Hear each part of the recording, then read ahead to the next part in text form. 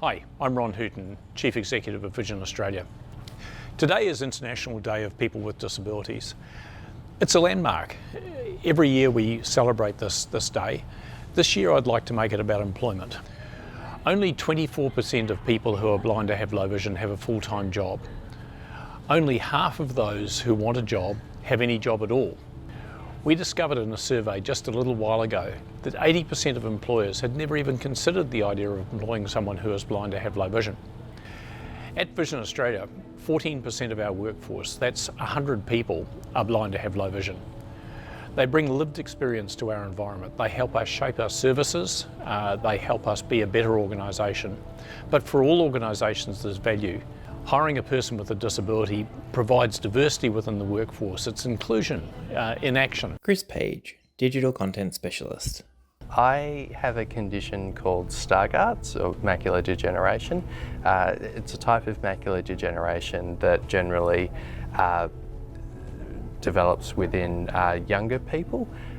So what that means is I've got a large blind spot in my central vision, and that knocks out a lot of fine detail. Chris using accessible equipment, including a zoomed-in screen. The way that I get around this is using high levels of magnification on a computer and screen readers to still be able to do work in the digital space. During my working life, I have come across a few instances where people that I work with haven't been familiar with or haven't known anyone with low vision, and I've needed to dispel some myths or prove to them in a way that what I'm capable of is the same as any other employee, but just with some adaptations like accessibility software that allow me to do my job the same as any other employee.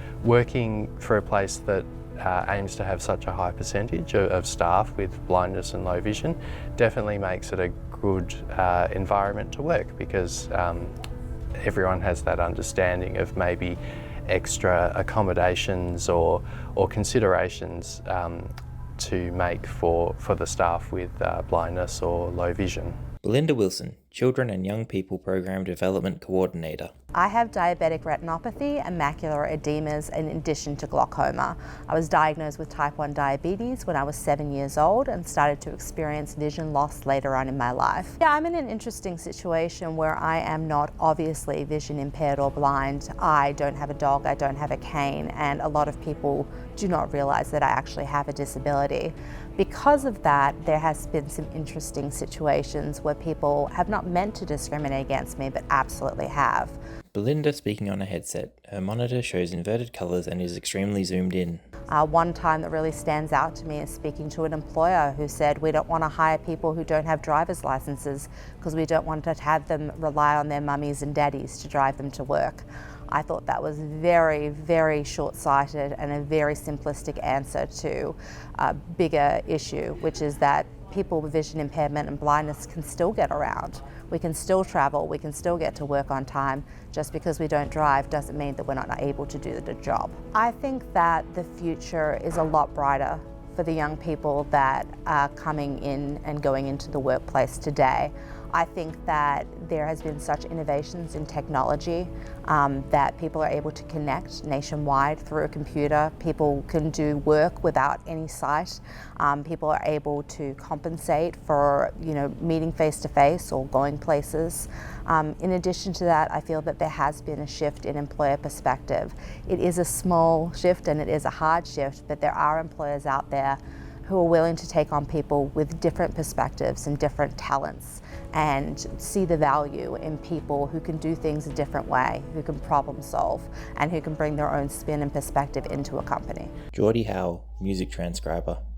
I'm totally blind. I have retinopathy of prematurity, so my mum had me at 6 months gestation, so very, very early. I had light perception up to the age of about 18 to 20, and now I'm totally blind. And this impacts me. I guess I'm a heavy Braille user, rely on it daily for at home and for work. I'm also a very, strong user of adaptive technologies. So Jordy using a laptop and refreshable Braille display. I use JAWS for Windows on my computer, I have VoiceOver on my iPhone, I use smart speakers around the home. Everything talks to me or is in Braille. Sometimes it can be covert discrimination, so you can't actually prove whether it's because of your blindness or not. And I think the way it's impacted me is that it's the perceptions of others that don't really believe that I can do something. I think as a blind person, they feel that I might have difficulty moving around, finding my way around things, particularly in a teaching context, managing a class full of rowdy teenagers. I found in that context, the teenagers would tell each other off, and self-monitor, which was a funny thing. Some businesses have already done so, but businesses right across Australia need to get their act together and start employing more people with a disability. Vision Australia logo.